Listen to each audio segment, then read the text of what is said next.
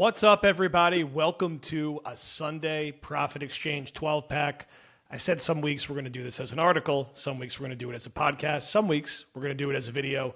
Going to test this one out also on our YouTube channel, which has been growing. We're not just on Twitter now. We're cranking on YouTube. So what I'm going to do with this is 12 observations through 2 preseason games for the New York Jets. What has caught my eye the most going into Week 3 against Tampa, which will be this upcoming Saturday. So we're going to rip through these for this week's version of the 12-pack. So number 1, the rookie class.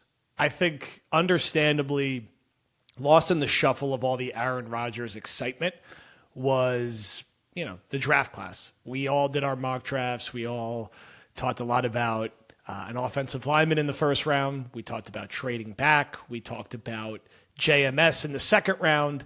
How everything was going to come together. And look, I think when the draft happened, most people, if we're being honest, were really surprised the New York Jets took Will McDonald. And most people were surprised they took Tittman instead of JMS. And then the rest of the class, you're not necessarily throwing darts, but there wasn't, outside of really Izzy, I didn't really feel a ton of fan excitement around a lot of the selections. However, through 2 preseason games, if you're a Jet fan, you got to be really happy about what you've seen from this rookie class so far. Will McDonald in particular has looked ready for primetime and at a minimum ready to be an impact situational pass rusher.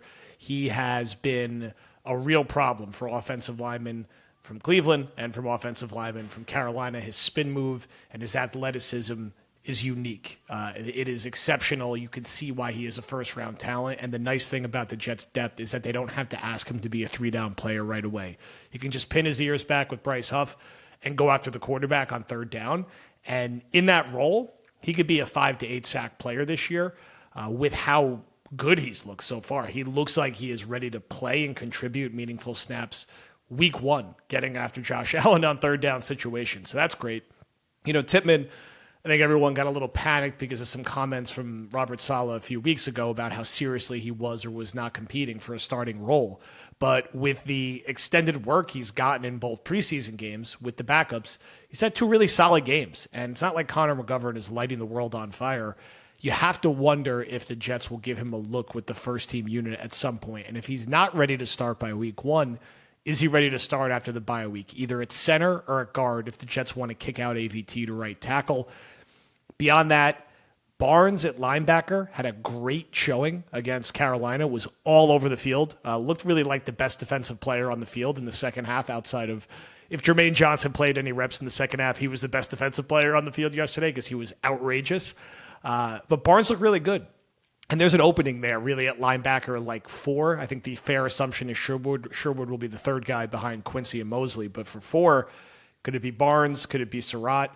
And Barnes was a guy who kind of went under the radar, was kind of a UDFA in a lot of people's rankings, but he looked great against Carolina. It looks like at a minimum, a situational backup and a special teamer as a rookie. Izzy has been really good. We were excited about him for good reason. Ripped off a nice run, was good in the in the passing game yesterday, catching the football out of the backfield. Has to give the Jets a little more confidence if they don't end up getting someone like Dalvin Cook because, I don't think Izzy is ahead of Carter or Bam on the depth chart yet, but he's ran tough in between the tackles, and he looks like he's going to be capable of carving out some type of role this year with how he's catching the football out of the backfield and how he's running in the A-gap, not just outside. Was a hair away from having a touchdown in each of the first 2 games. You saw Zach Kuntz try to hurdle someone despite being 8 feet tall yesterday and also caught a late touchdown in the Jets' 27-0 win. Going to be really interesting to see if the Jets try to stick him on the 53 or think they could get by with him on the practice squad, but you've had some nice moments from him in the preseason as well. So you're feeling pretty good about that rookie class right now if you're the Jets, and that doesn't even include Jason Brownlee as an undrafted free agent, who we'll talk about a little later. Number 2, Zach Wilson, going to be the guy who plays basically all the reps at quarterback. They're going to be very protective of Aaron Rodgers, as they should be. I think Zach's been fine. I think he's looked like the guy that he was that allowed them to beat Green Bay, Miami, and Buffalo last year, and is being coached more in a way to be a game manager and is seeing play calling that works to his strengths more. So we haven't seen anything exceptional, and that's okay. He's being smart with the football. He looks a little more in control with his footwork. He's handled the few times there's been pressure relatively well. So I think he's been fine. Not exceptional, but fine. And look, he's the backup quarterback this year, not the starter. He will open the season as the backup quarterback. And if he has to play, hopefully he doesn't have to play at all, but if he has to play a week or two, I think so far you feel okay that he will be okay with that situation. Number 3 is the pass rush. Can't talk about it enough coming out of yesterday. Jermaine Johnson is really the headline here. He looked outrageous yesterday. Looked like a first-round pick, and it's easy for him to kind of fly under the radar, right, with last year's draft class. He was also a first-round pick with Sauce Gardner and Garrett Wilson, both of whom were rookies of the year. Breece Hall was a second-round pick who could have been offensive rookie of the year if he stayed healthy. Johnson had like a kind of quiet rookie season. He had a couple nice moments, but really didn't, play a ton. And this year, he has put on some weight. He looks stronger. He was relentless getting after the passer. And he is a guy that can play on all 3 downs, can be a factor against the run, can be a factor against the pass. And his motor is going to get him on the field a lot this year. That, along with what you get out of Huff, what we already talked about with McDonald and Carl Lawson still to come in the mix with all the talent they have on the interior, the Jets have a chance to have the best pass rush in the NFL this year. And I don't say that lightly. The Eagles are still in the league. The Niners are still in the league. And I would still probably put those 2 groups narrowly ahead of the Jets, who I'd put at number 3 right now. But if Jermaine Johnson's going to make a leap, if Will McDonald's going to hit the ground running, the Jets very well could have the best pass rush in the NFL this year and break their own team single-season sack record, which, the Jets have had some seasons in their history. It's been a while where they could really get after the quarterback. Number 4, Makai Beckton and Joe Tippmann. We talked a little bit about Tippmann earlier, maybe getting some reps with the first team after good showings with the second team. I think Makai Beckton had a good showing yesterday. Played 27 snaps, held up well. Is still only working as a backup. He's still behind Billy Turner and ostensibly Dwayne Brown on the depth chart. Beckton, can he get some work with the ones? Can he start competing at right tackle, or is right tackle going to be potentially AVT or Billy Turner or Max Mitchell? TBD. At a minimum, do you hang on to Beckton as your top backup at left tackle? Do you use him in jumbo packages like we discussed? Can he start after the bye week if there's some issues on the line? I don't know. I think he did a good job in taking a step to seriously competing here. I still don't think it's out of the question that Jets could trade him, whether I agree with that or you agree with that or not. It is something that could still happen with how they're treating him on the depth chart right now. But I think at a minimum, he's earned a series or 2 with the starters against Tampa, as did Tippmann. Number 5 is the bottom of the, for the 53 spots, the offensive skill position players who are battling it out. You have Jason Brownlee, who's been touted more than enough by Badlands, who's cooled down a little bit over the past week or so. You have Malik Taylor, who showed a little bit as a deep threat. You have Zach Kuntz, who you could lose if you don't make him tight end 4. And then you have Nick Bawden, who looks like he's going to stick as a fullback, and the Jets are going to use a fullback. And if that's the case, it makes it hard for the Jets to keep all these guys, right? If they carry 6 receivers, that would kind of be a surprise, I think. It seems like Randall Cobb is locked onto the roster no matter what, which means that you're going to risk losing Brownlee or Taylor, which is a bummer because you want some young receivers to carry into next year. Or if you do something like carry both, you could really only carry 3 tight ends and you risk losing Kuntz. So we'll see. Some hard things that have to be sorted out. It gets harder if the Jets also do sign a veteran back like Dalvin Cook.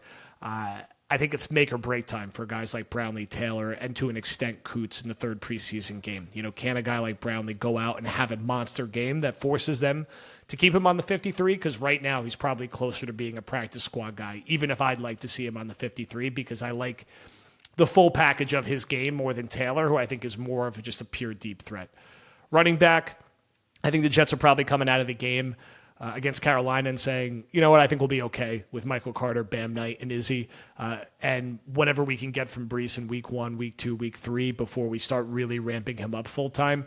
I think the window to sign Dalvin Cook is basically over the next few days, and if it doesn't happen by then, the Jets will move past it. Cook needs time to get himself into shape. He needs time to get into the offense. If he's going to skip the first 3 preseason games, I don't see the Jets making the move. And Michael Carter was a guy that we've been kind of skeptical about his role on this podcast. He looked really good yesterday. He looked slippery. He looked like the guy he did as a rookie. And if the Jets can hold the fort with him, Bam, and Izzy, that's okay. And hopefully Breece is really back to being Breece around week 5, week 6, if not coming out of the bye week. Special teams.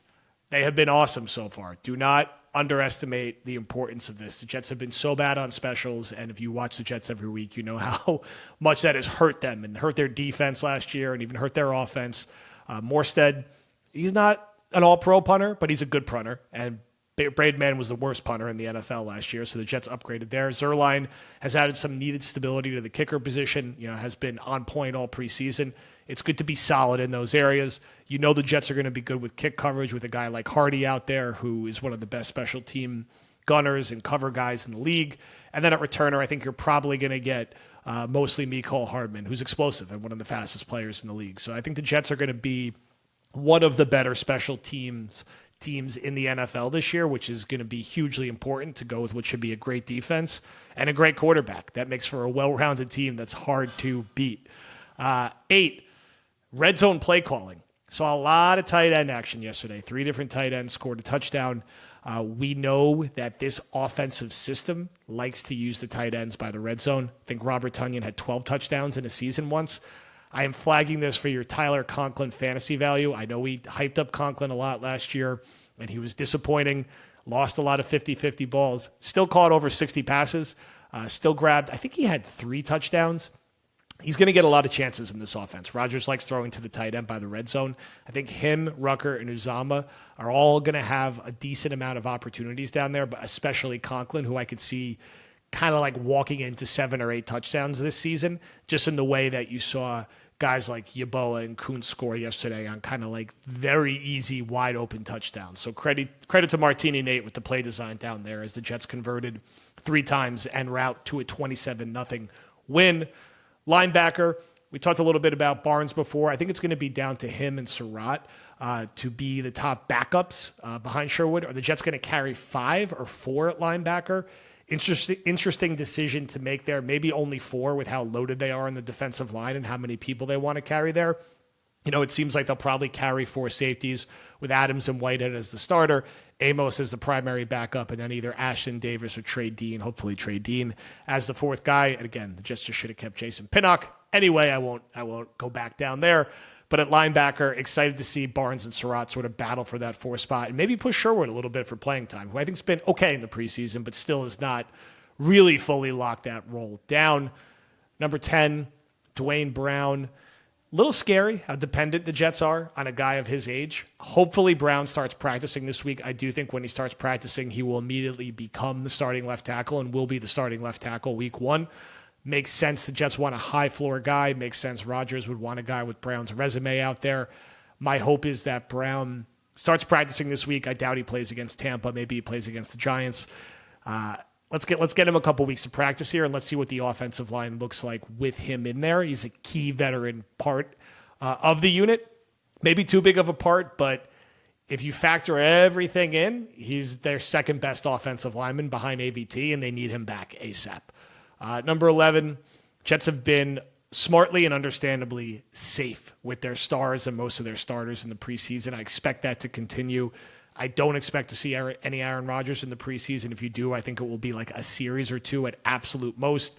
Not sure, don't care, and hope we don't see people like Garrett Wilson and Sauce Gardner and DJ Reed and Quinnen Williams be safe, get to week 1 healthy. If those guys do play, I think it will be a very, very limited amount.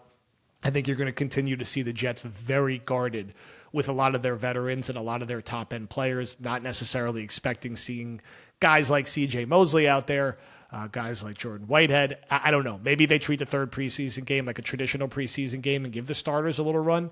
If they do, I think it will be less than we are accustomed to seeing. Last but not least, want to increase your betting bottom line by an easy 20%. Tired of paying the VIG to sportsbooks? Want the ability to request your own odds? We're teaming up with our friends at Profit Exchange this season. I was an inch away from hitting on my Izzy bet yesterday, and we're coming up with some type of season-long sack bet. So look out for that. Get the best odds in the world on the Jets every week by betting against your peers. Join the thousands of users who have traded over $100 million to date and start winning more and losing less on every single bet. Sign up for Profit Exchange today and get a no-sweat first bet up to $125 when you sign up with the code Badlands. Available in the Apple and Google Play Store. Must be 21 plus and present in New Jersey. Terms and conditions apply. Gambling problem? Call 1-800-GAMBLER. That is your weekly Profit Exchange 12-pack, recapping the New York Jets preseason.